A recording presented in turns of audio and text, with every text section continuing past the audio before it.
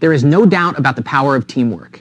Groups that work as teams make better, faster decisions than non-teams and tap into all of the skills and opinions of the people around them.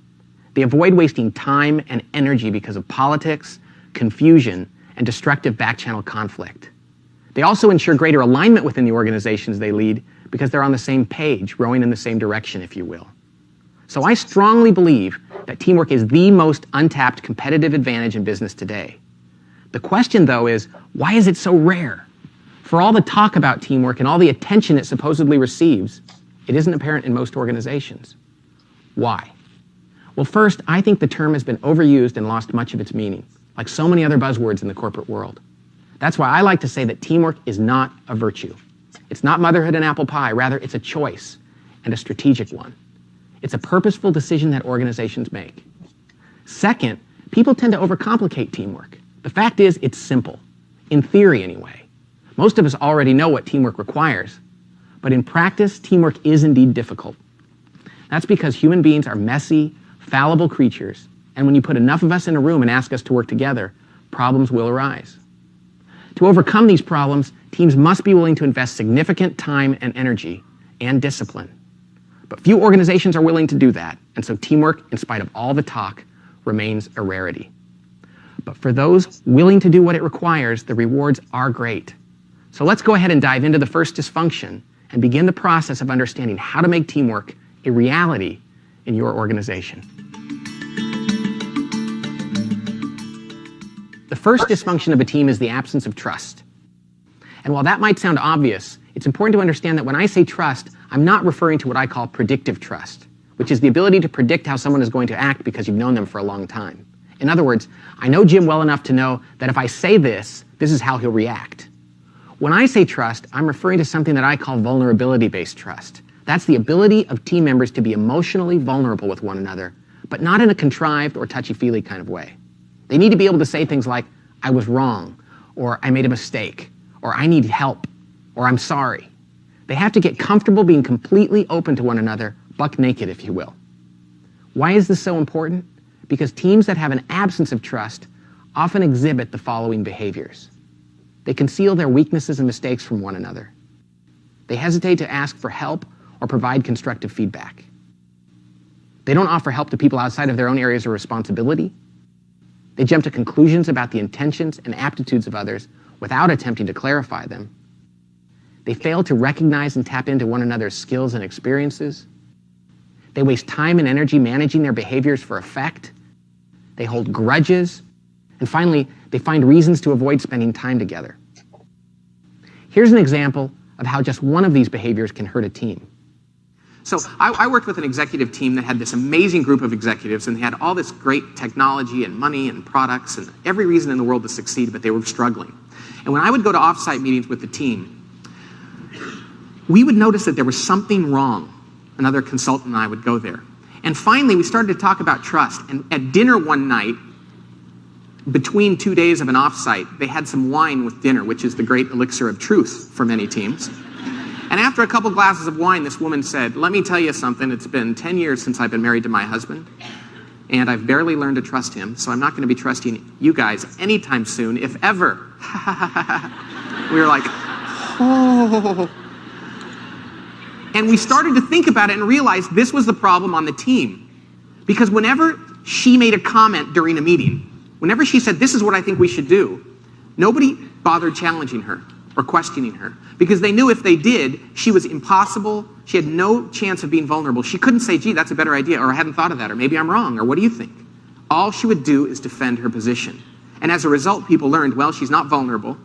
We're not going to trust that we can challenge her on that. And so whenever she spoke at a meeting, the conversation would grind to a halt until someone changed the subject. Well, the CEO and I of the company, also a woman, she and I went outside after that dinner and said, we've got to do something about this. Okay? But you got to be caring about people when you've realized they might have this institutional trust problem. So we had to work with her and try to get her to open up and help her realize why trust was such an important part on the team. And how if she were to open up and admit when she was wrong and seek out other people's advice, she wouldn't lose, she would gain credibility, she'd gain strength. She couldn't do it, and after a number of months, she had to be managed out of the team. It was amazing to see the team perform during the first meeting after she was gone. The message I want to tell you today is this.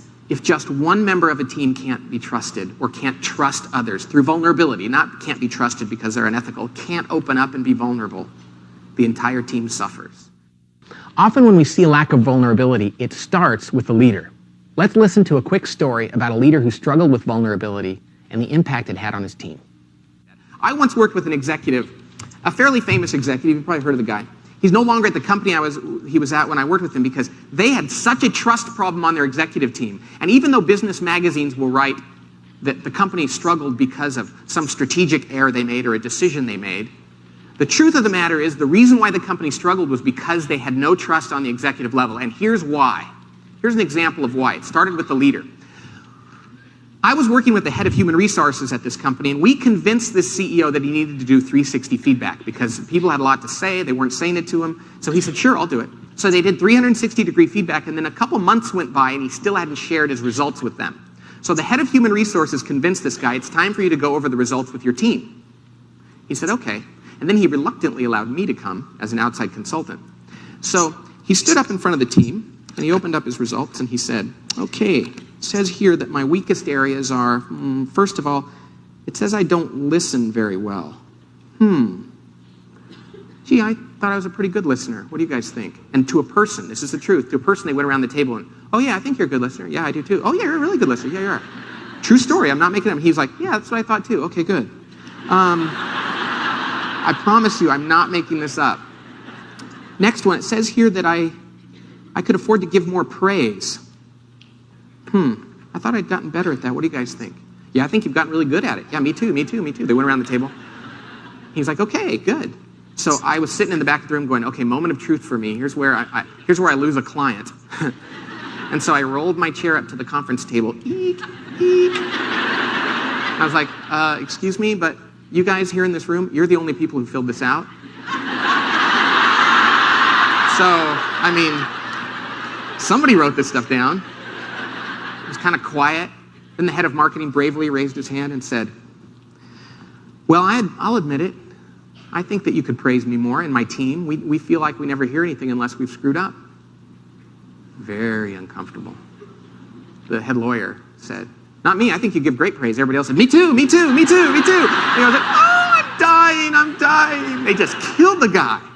See, this CEO, though, had no capacity to stand up in front of God and everybody else and say what they already knew, and that's, hey, I stink at some things.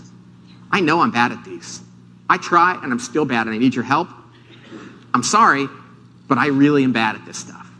I mean, it seems so simple, right? Because you know that's a credibility gainer if he can do that. And yet he stood there like the emperor with no clothes, with his big bottom hanging out there for the world to see. Going, oh, gee, I thought I was a good listener. Yeah, okay, good. If the leader of a team can't be vulnerable, then the people who work for that leader certainly won't be vulnerable, and trust is going to suffer. Now, why is that so important? Because without trust, a team is definitely going to succumb to the next dysfunction.